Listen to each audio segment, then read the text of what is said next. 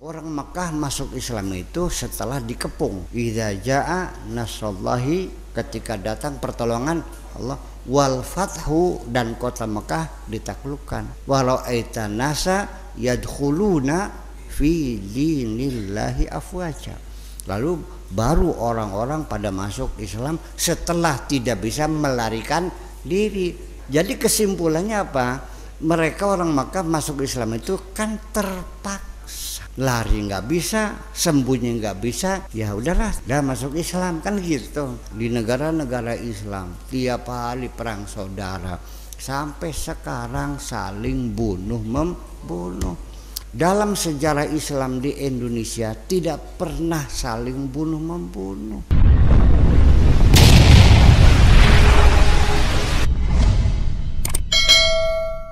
Temanya adalah memori historis, bahasa Arabnya az-zakirah at-tarikhiyah, historical memory, artinya ingatan sejarah. Kenapa kita belajar ingatan sejarah? Karena sejarah ini adalah merupakan bahan baku ideologi. Ya, paham sah?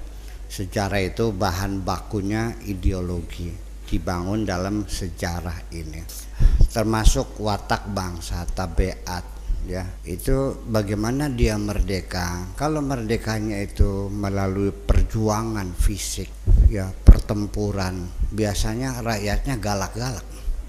Tapi kalau merdekanya melalui perjuangan diplomasi, lembut. Nah, Malaysia, Indonesia masih galak Indonesia, Malaysia melembut karena kemerdekaannya dikasih, berunding kan gitu. Nah, orang yang hidupnya penuh tantangan akan lebih ulet daripada orang yang hidupnya dimanja sejak kecil. Nah, itu bahwa sejarah itu merupakan bahan baku kepribadian dan ideologi satu bangsa.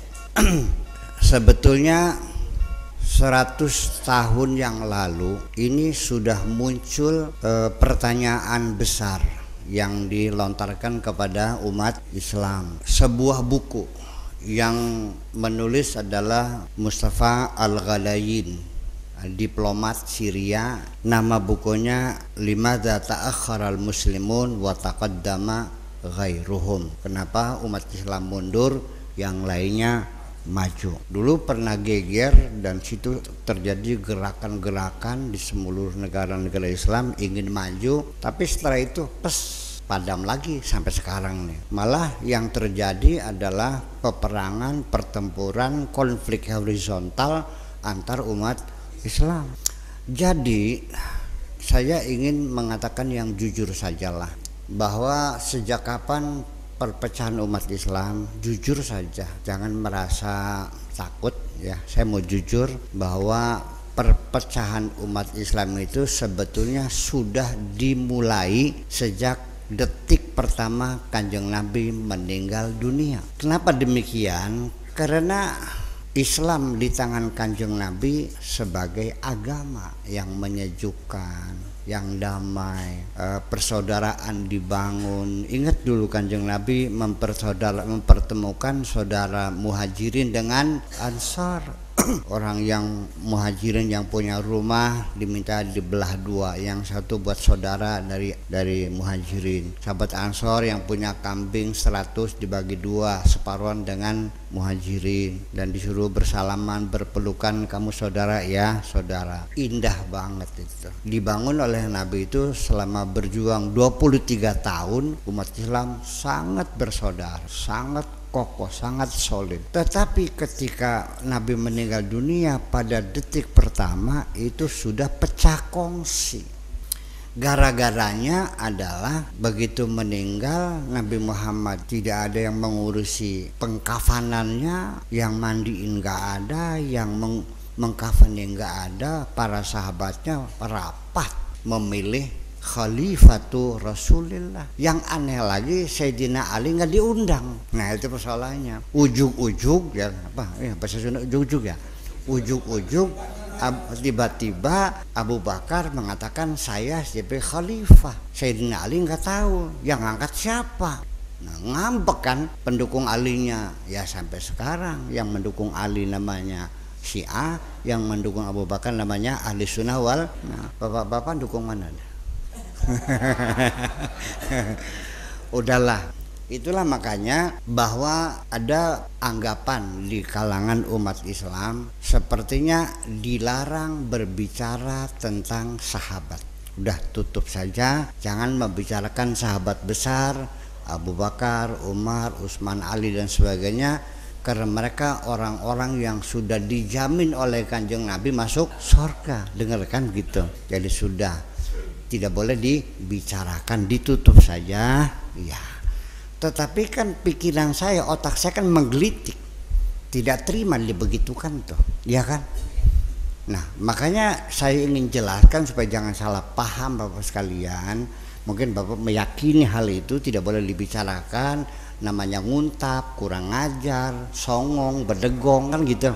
Terserahlah. Tapi yang penting saya tidak ingin membicarakan person, tidak membicarakan pribadi-pribadi sahabat. Saya juga sangat menghormati dan saya tidak berpihak siapapun. Saya tidak menyalahkan Sayyidina Ali, tidak menyalahkan Sayyidina Abu Bakar. Tetap semuanya kita hormati, oke?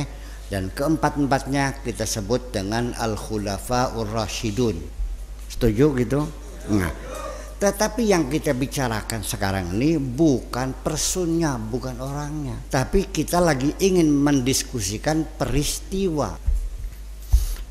Beda paham saya. Saya biarkan peristiwa. Kenapa sampai terjadi peperangan? Kenapa saling bunuh-membunuh? Bahkan sampai 4 orang khalifah itu mati terbunuh, mengenaskan semua. Abu Bakarnya mati diracun, Sayyidina Umarnya mati ditusuk, Sayyidina Utsmannya mati dibacok, sedang baca Quran loh, dibacok kepalanya sampai darahnya muncrat. Pas lagi bacanya di tengah-tengah Al-Quran, pas lagi surat Al-Kahfi, pas lagi baca wal yatalataf wala yus'iran nabikum ahada. Sampai sekarang di blok merah sebagai kenangan kan gitu. Betul. Masih ada blok merahnya, masih ada. Di Quran saya udah nggak ada tuh. Quran yang lama itu masih ada. Itu kan ini peristiwa menyakitkan hati saya. Ini peristiwa dengan tidak menyalahkan siapapun. Apa sebabnya? Saya sedikit agak berani untuk mengatakan bahwa Islam di zaman Kanjeng Nabi itu Islam agama. Begitu meninggal, Islam sudah bergeser menjadi Islam ideologi, berebut kekuasaan. Apapun yang labelnya Islam, ketika ikut berebut kekuasaan itu sudah menjadi ideologi. Betul nggak gitu? Iya. Ketika Islam di masjid ini sholat berjamaah, kita bersaudara, bertegur sapa, bersalaman, berdiri berdampingan, senggol pundak bareng-bareng, nggak ada masalah, itu Islam agama. Saya begitu kita di gedung parlemen itu, dengan bawa bendera masing-masing, nah itu sudah Islam ideologi, maka rawan untuk bertengkar. Kita persoalannya. Jadi saya ingin mengembalikan, saya ingin Islam saya Islam Kanjeng Nabi. Itu gimana caranya? Walhasil bahwa kemunduran umat Islam, tapi yang aneh ini sejarah, sekalipun umat Islam saling perang saudara, saya istri dengan menantu kok bisa perang sih? Iya kan? Sayyidina Ali dengan Sayyidah Aisyah. Bapak-bapak dengar semuanya. Kenapa? Nggak malu tah? Masa perang sama istrinya Mitoha? Nah, itulah kepentingan. Makanya kalau politik mah tega-tegaan. Sampai sekarang kan enggak, iya politik tega. Enggak kakak, enggak adik, enggak Mitoha, enggak Alo, semuanya juga habis-habis itu. Itulah makanya. Tetapi kenapa kok Islam tidak berhenti, malah berkembang pesat di tengah-tengah konflik horizontal. Nah ini kan perlu kita bahas sekarang ini kan. Kalau kita terjadi perang saudara kan hancur semuanya nih. Jembatan yang kita bangun dirusak lagi kan begitu. Mungkin mobil dibakar, mungkin rumah orang dibakarin semuanya. Ini dalam peperangan tapi Islam terus berkembang. Apalagi ketika Sayyidina Ali dibohongin oleh Muawiyah, dibohongin kan. Nah, pura-pura Al-Qurannya ditombakkan ke Al-Quran gitu. Sayyidina Ali kan jujur orangnya, percaya aja. Ya ditewak sekalian. Ngerti ditewak. Ya itu. Nah, Muawiyah ini terkenal orang yang rakus akan kekuasaan dan rakus akan harta. Iya, selalu materi gitu. Tapi juga saya pikir-pikir ada untungnya. Kalau bukan karena kerakusan Muawiyah, mungkin Islam nggak sampai kalau jekobong. Iya, jadi seperti agama-agama yang lain juga sama ya, dompleng sama imperialisme kan. Ya iya, ini imperialisme, kolonialisme, ininya dompleng kan gitu. Jadi saya kira mungkin seperti itulah. Oke, nggak ada masalah.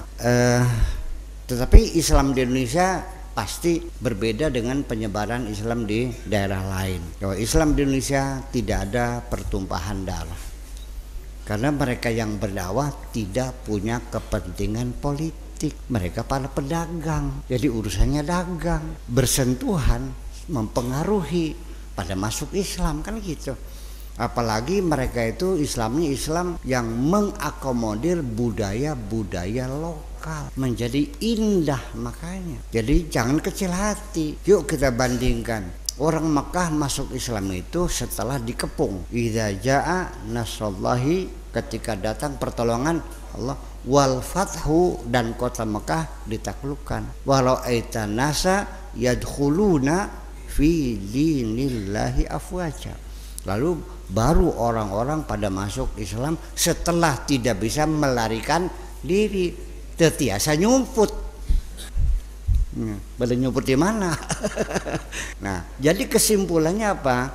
Mereka orang Makkah masuk Islam itu kan terpaksa. Lari nggak bisa, sembunyi nggak bisa, ya udahlah tinimbang dipayahan. Udah masuk Islam kan gitu. Nah, orang lu jekobong masuk Islamnya terpaksa apa sukarela? Jadi hebat mana? Lu jekobong, muael lah. Nggak bakal kalah kita mah. Kita lebih hebat. Iya, ditambah lagi di sana di negara-negara Islam tiap hari perang saudara, sampai sekarang saling bunuh membunuh. Dalam sejarah Islam di Indonesia tidak pernah saling bunuh membunuh. Kalau begitu Islam di Indonesia Islam yang paling damai dong. Yuk orang Arab silakan datang ke Luji Kobong, belajar sama orang Luji Kobong. Nah gitu dong. Iya, emang ya itu, ini adalah satu prestasi, satu kebanggaan bagi kita bahwa kita bisa membangun kehidupan yang harmonis dan damai, kondusif. Ya, sekarang baru beberapa akhir ini sebatas baru caci mencaci, baru kan, baru salah menyalahkan, tapi belum perang ya. Mudah-mudahan bisa kita atasi lah. Iya, udah. Tapi syaratnya satu, bapak-bapak jangan suka ngeladeni, udah diem aja, pakai ilmunya ilmu EGP. Naon teh? Emangnya gue pikir itu aja lah, nggak usah dibantah, nggak usah dijawab. Karena saya juga berpengalaman, pernah berulang-ulang berdialog, tapi ternyata saya bawa dokumen, saya bawa argumen, merekanya bawa dokumen. Nah disitulah menjadi persoalannya. Jadi apa betul? Nah sekarang pertanyaan kita kembali, kenapa umat Islam mundur? Sudah tidak bisa menyumbangkan ilmu pengetahuan apapun kepada dunia, tidak bisa menyumbangkan teknologi apapun. Kita hanya sebagai konsumen, semuanya dapat beli dari mereka. Bahkan makanan kita sendiri pun impor dari mereka. Beas ngimpor tuh, bawang putih, gula, tepung, garam, apel, anggur. Nah ini apa, tempe juga ya, kedelai juga. Nah ini apakah ini bukan satu hal yang membahayakan kalau makanan bangsa ini harus diimpor dari seberang lautan? Iya memang beli, tapi ketika terjadi peperangan, ketika terjadi kekacauan di dunia, maka ekspor impor terhenti, bisa mati kutu kita ini. Disitulah bahwa kita kehilangan keamanan pangan, ya kan? Pertahanan keamanan kita sudah lemah sekali. Itu jadi bukan hanya ilmu pengetahuan, teknologi, saya makanan pun impor. Nah, lalu ketika mereka membahas kenapa umat Islam mundur, disitulah terjadi berbagai alasan-alasan. Kita mundur karena gara-gara kita digempur oleh Holako pada abad ke-12, Genghis Khan. Ya, Baghdad imperium terbesar diserbu, semua dihancurkan sampai perpustakaan yang paling megah sealam dunia menyimpan segala ilmu pengetahuan, konon ceritanya dibuang ke sungai Dajlah sampai 3 bulan sungai itu berwarna biru semuanya, habis pengetahuan kita itu. Nah, dari itu kemudian jatuh ke penjajahan Turki selama 500 tahun. Jangan dikira Turki Islam, Arab Islam penjajahan juga sama, bukannya dibangun, malah justru dalam penjajahan Turki bangsa Arab ini kembali menjadi bodoh lagi. Kanjeng Nabi Muhammad mengangkat bangsa Arab dari bangsa yang paling bodoh menjadi bangsa yang paling cerdas ke alam dunia. Begitu dijajah Turki kembali menjadi bodoh lagi dan buta huruf merebak di mana-mana. Kenapa? Karena upeti yang dibayarkan pajak itu langsung dibawa ke Istanbul di sana untuk berfoya-foya di sana, tidak dikembalikan kepada daerahnya lagi. Betul kan gitu. Nah, akhirnya akibatnya apa? Sekolah-sekolah tidak ada biaya, masjid-masjid rusak nggak bisa direhab, kembali buta huruf lagi. Setelah itu dijajah oleh bangsa Eropa, oleh Inggris, Perancis dan Italia, ya kan? Setelah itu merdeka, setelah tahun 45 juga merdeka sih merdeka, tapi tetap masih diatur juga. Jangan dikiranya merdeka tidak, tetap aja masih diatur. Ya, penjajahan ekonomi, penjajahan budaya, penjajahan pemikiran, semuanya itu.